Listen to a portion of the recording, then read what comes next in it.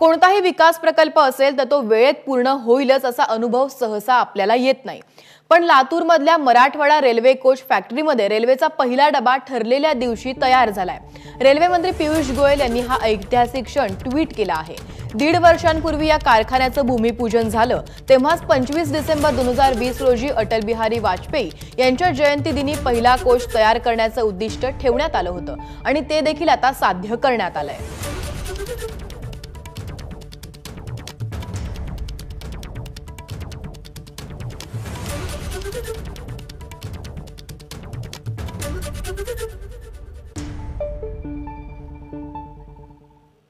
विरोधी पक्षनेते देवेंद्र फडणवीस मुख्यमंत्री असताना लातूरचा हा प्रकल्प मार्गी लागला आणि त्यांच्याशी काही वेळापूर्वी फोनवरून एबीपी माझानं बातचीत केली। आपण पाहूयात। समाधान आहे की लातूर सारख्या जिल्ह्यामध्ये जिथे कुठलीही मोठी इंडस्ट्री एक प्रकारे नव्हती त्या ठिकाणी इंडस्ट्री आणण्याकरता आम्ही प्रयत्न केला आणि मला आठवतं की त्यावेळी मी स्वतः आमचे संभाजी पाटील निलंगेकर आणि अभिमन्यू पवार असे आम्ही तिघही रेल्वे मंत्र्यांना भेटलो आणि त्यांना विनंती केली की रेल्वे कोच फॅक्टरी ही लातूरमध्ये त्या ठिकाणी आली पाहिजे आणि त्या संदर्भातला एक करार आम्ही त्यांच्यासोबत केला।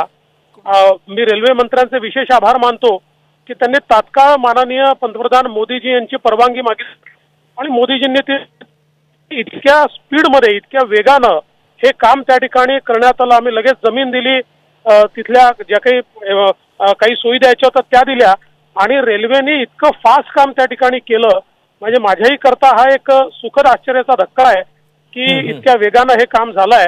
आणि मला असं वाटतं की मराठवाडा विकासाचा आमचा जो संकल्प होता त्यामध्ये ही कोच फॅक्टरी एक अत्यंत महत्वाचा घटक त्यातला होता आणि ती सुरू झाली आहे। बघा एक गोष्ट लक्षात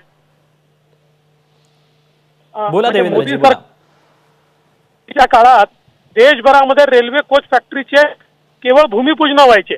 अगदी म्हणजे तत्कालीन वरिष्ठ नेत्यांच्या गावांमध्ये कॉन्स्टिट्युएन्सीमध्ये भूमिपूजन झाली पण त्या काळामध्ये फॅक्टरी मात्र तयार झाल्या नाही। मग ते बिहारमध्ये झाले, ते यूपी मध्ये झाले पण तिथल्या फॅक्टरी काही तयार झाल्या नाही। पण या ठिकाणी मात्र अगदी वेळेत ती फॅक्टरी तयार होऊन त्यातलं प्रोडक्शन आपल्याला या ठिकाणी आता पाहायला मिळत आहे। मला वाटतं यापेक्षा मोठं समाधान दुसरं काही असू शकत नाही। आणि मोदी सरकारचं जे कमिटमेंट महाराष्ट्राच्या प्रती मराठवाड्याच्या प्रती आहे ते यातनं अगदी स्पष्ट दिसतंय।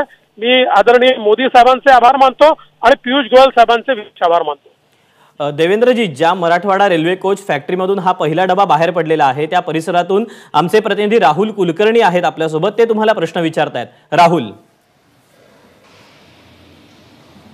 देवेंद्रजी, मी मराठवाडा कोच फॅक्टरीमध्येच आहे आणि पहिली जी कोच रोल आउट झाली तिच्याबरोबर समोरच उभारलेला आहे। मला आनंद आहे पण मूलभूत प्रश्नापासून मी आधी सुरुवात करतो। विकास ही एक निरंतर चालणारी प्रक्रिया आहे। राज्यात सत्तास्थानी कोण आहे हे फार महत्त्वाचं नाही आहे। मला आठवतं की टाइम्स ऑफ इंडियामध्ये जे अयंगर स्वामीनाथन आर्टिकल लिहितात स्वामीनॉमिक्स नावानी, त्यांनी ज्या वेळेला सगळ्या देशातल्या राज्यांचं विश्लेषण केलं त्यावेळेला असं लक्षात आलं होतं की महाराष्ट्रासारखं राज्यसुद्धा हे इन्व्हेस्टमेंटच्या दृष्टीनं किंवा निर्णय प्रक्रिया कुठलाही प्रकल्प घोषित झाला की ती प्रत्यक्षात अंमलात येण्याच्या दृष्टीनं बरंचसं मागे आहे। इनफॅक्ट ते 17व्या क्रमांकाला होतं त्यावेळेला।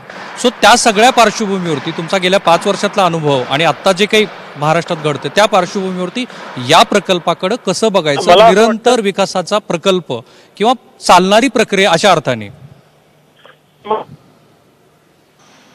पहिली गोष्ट तर गेल्या 5 वर्षातली आपली अचीवमेंट काय म्हणजे ज्या काळात मी होतो त्या काळातली मी सांगू शकतो तर ती अचीवमेंट अशी आहे की आपण एफडीआय मध्ये जे 4थ्या-5व्या क्रमांकावर असायचो 4 वर्ष सातत्याने आपण पहिल्या क्रमांकावर होतो। यावर्षी पुन्हा घसरलो आपण पण 4 वर्ष आपण सातत्याने पहिल्या क्रमांकावर होतो आणि 2 वर्ष तर अशी होती की आपल्या नंतरची 3 राज्य म्हणजे दिल्ली आणि गुजरात यांची एकत्रित जेवढी इन्व्हेस्टमेंटची बेरीज होती त्याहीपेक्षा जास्त इन्व्हेस्टमेंट आपल्याकडे आली।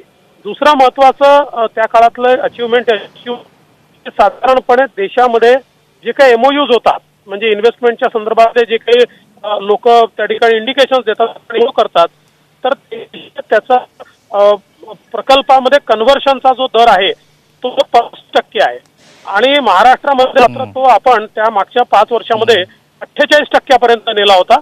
म्हणजे झालेल्या एमओयूज पे 48% एमओयूज जे आहेत हे ऍक्च्युअल इन्व्हेस्टमेंट मध्ये वेळेत कन्वर्ट होत होते। तर मला असं वाटतं की महाराष्ट्राला त्या बाबतीमध्ये म्हणजे कुठला चॅलेंज नव्हता, आजही नाही आहे. आज फक्त दोन गोष्टी मला त्या ठिकाणी दिसत आहेत. कारण आता आपण इंडिया टुडेचा जर सर्व्हे बघितला असेल तर त्यात सगळ्या काउंटवर आपण पाठीमागे गेलो आहे आणि विशेषतः आता आरबीआयने एफडीआयचे जे आकडे जाहीर केले त्यातही आपण मागे गेलो आहे.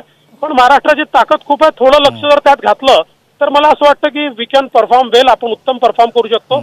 आणि सगळ्यात महत्वाचं असं आहे की आज बघा चायनातनं खूप मोठ्या प्रमाणात इन्व्हेस्टमेंट बाहेर चालली आहे आणि इंडियातही येते आहे.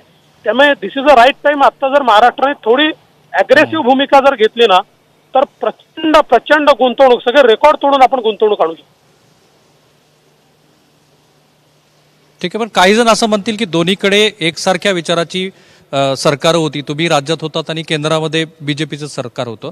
तो एक पॉझिटिव्ह पॉईंट ठरला ह्या प्रकल्पासाठी. कारण माझ्या माहितीनुसार MIDCतनं 300 एकर जमीन एका झटक्यात 3 दिवसामध्ये मंजूर करणं आणि राज्य सरकारनं तात्काळ हँडओव्हर करणं ही फार मोठी गोष्ट आहे. मी निगेटिव्ह सेन्सनी बोलत नाहीये.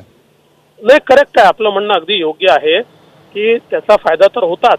आणि सगळ्यात महत्वाचं काय होतं, आपल्यालाही कल्पना आहे की ही जमीन एक्वायर करून ठेवली होती, परंतु त्याच्यामध्ये एकही इंडस्ट्री आली नव्हती. म्हणजे इतक्या वर्षामध्ये काही तिथे आलेलं नव्हतं. आणि अशा परिस्थितीमध्ये ज्यावेळेस आम्हाला यांनी सांगितलं, पियुष गोयल साहेबांनी, की तुम्ही जमिनीची व्यवस्था करा, ती राज्याची हे असते, तुम्ही आम्हाला जर जमीन दिली तर आम्ही तात्काळ त्या संदर्भातली ती जमीन घेऊन त्याची कोच फॅक्टरी जी आहे ती आम्ही तयार करू. तर ते अगदी फास्ट आपण केलं. त्यामुळे त्याचा तर एक फायदा निश्चित झाला की जो काही समन्वय होता त्या समन्वयाचा फायदा हा निश्चित झाला.